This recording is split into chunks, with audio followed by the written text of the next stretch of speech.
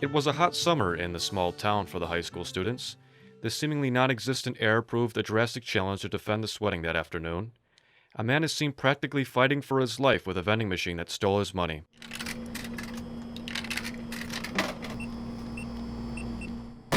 It's not his best day. Meanwhile, high school student Zoe and her classmates are suffering away sitting through a German language class. Her teacher is completely oblivious that she is supposed to be teaching a different subject, double history. At the same time, the face-sweating man at the vending machine, Dean, gets the call to take action.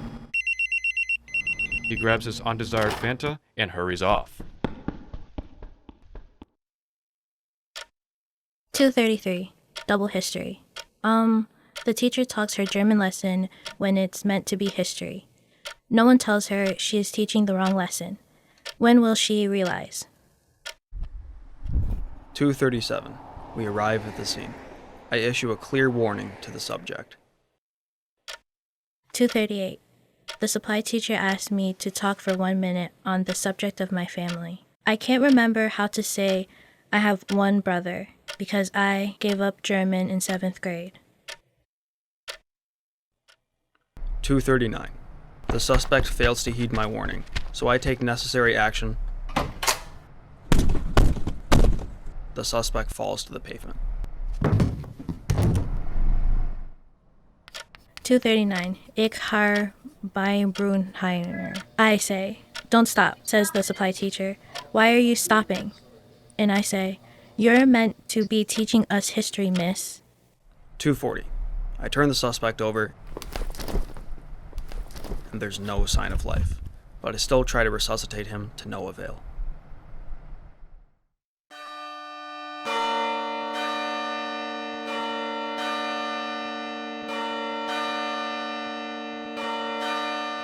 The wedding was going to be in a church and everything. And Brody was going to wear a suit for the first time. And Sandra was going to wear white with tiny pearls. And I was going to read out the poem about love.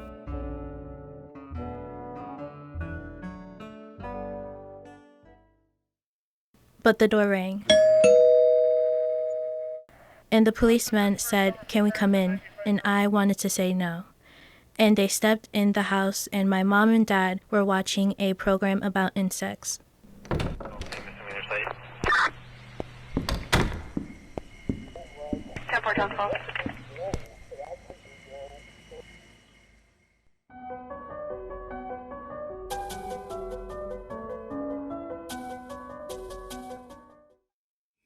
The advice group said they'd recommend that we see a pathologist to look at the report.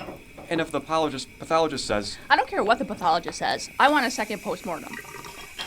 Carmen, Derek, it's a matter of principle as far as I'm concerned. Do you want a cup of tea? but the world doesn't work on a matter of principle, does it? Well, it should do. Well, I'm not saying it shouldn't. Mom?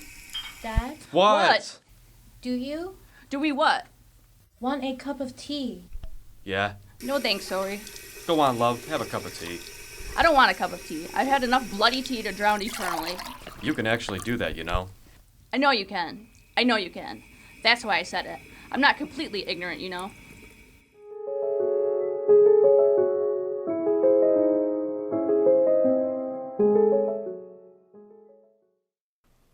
There are these blanks. There are pictures of certain moments, and then there are blanks. And they say it's the heightened nature of circumstances. And it's true that everything moved very fast, and my heart was racing, and my hands were sweating, but still. And I apologize to the investigative team. I want to be cooperative, and I want to be seen as being cooperative. They are just doing their job, and I understand that. An investigation was always going to be part of it. And I do my best to answer clearly and honestly. I do my best, but there are these blanks. In the line of work that I do, something like this was always a possibility. But they still want me to see someone. They want me to talk about my feelings, even if I don't have any. And although I have never fainted before, it is not like this means anything. Fainting is a physical thing, and the only real problem that I have is sex. If you want a second postmortem, you have to apply for it. just the same as your provisional driver's license. You make an application and then you wait. And while you wait, the body has to be deep frozen. So Bodhi is frozen, and while we wait, the police are investigating his death and how it happened. The police are in the house all the time, and my mom says it feels like a police station. Rescue 6-1 in.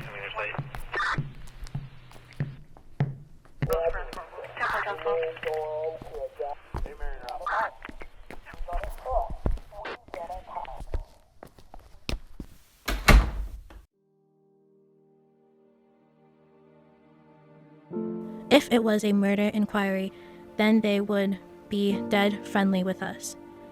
We would cry in front of them, and they would give us a box of tissues.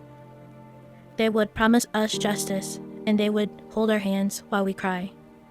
But the way it happened means they don't come near us. They can't. It's like there's a wall there. The police say that Bodhi is still a suspect, even though he is dead, and he is still a suspect. And they ask us questions, endless questions, weird questions, meaningless questions. They're hoping that they're onto something. They're hoping he turns out to be the one, to be the man who committed all those terrible crimes, 'cause it won't look so bad then, would it?